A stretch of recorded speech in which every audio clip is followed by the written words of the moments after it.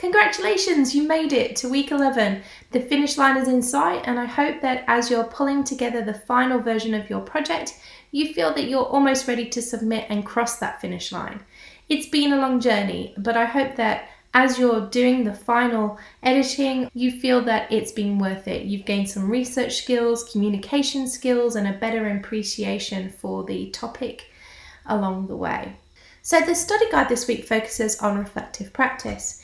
Now, legal practitioners must be reflective practitioners. It's a requirement of legal practice anyway, because for each year that you maintain a practicing certificate, you must undertake professional development.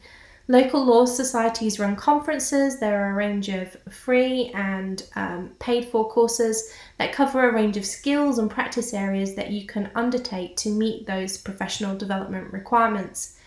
But regardless of the professional development requirements that are embedded in your practicing certificate, in order to see career progression, you really need to adopt a reflective practice. The PLT or traineeship will teach you the essential skills and knowledge that you need to achieve a minimum level of competency. It will give you the necessary skills you need to practice law. But if you aspire to become an associate, a senior associate, or even a partner, you'll need to not only become an experienced practitioner, but also a reflective one. You need to improve your legal skills and knowledge so that the service that you offer is worth the extra money that clients will pay for it. Now, how do you do this? Well, one of the primary ways is to engage in a skills audit.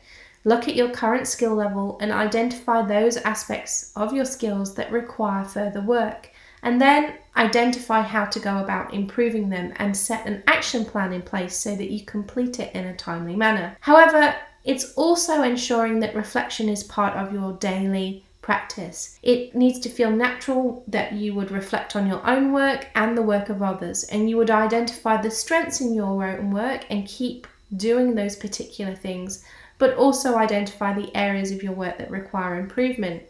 You would also look at the work of others and identify what they do well and try and establish why that is, so that you can then mirror that and implement it in your own work.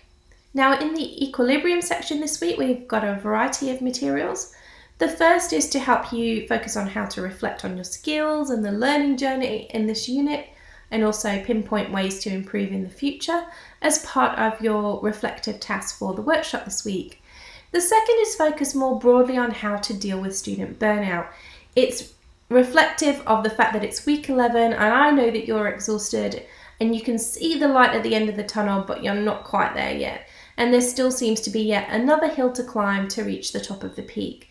So really that video is to really help you in this final push to get everything done, and also for the sort of downhill descent after that, when you've reached the peak and then you feel the full wrath of exhaustion as a result of that final push. As you know, you're required to complete a reflection for this week. The study guide provides a list of questions that you can consider to help you formulate that reflection. Note that these are not prescriptive. They're not a list of questions that must be addressed. They're just starting points to get you thinking about your skills when you started this unit, the learning journey, where you have improved, and areas that you still need to focus on. And it's a really good idea to share your reflection on the forum with your peers so that you can see how others have reflected and identified action plans for improvement.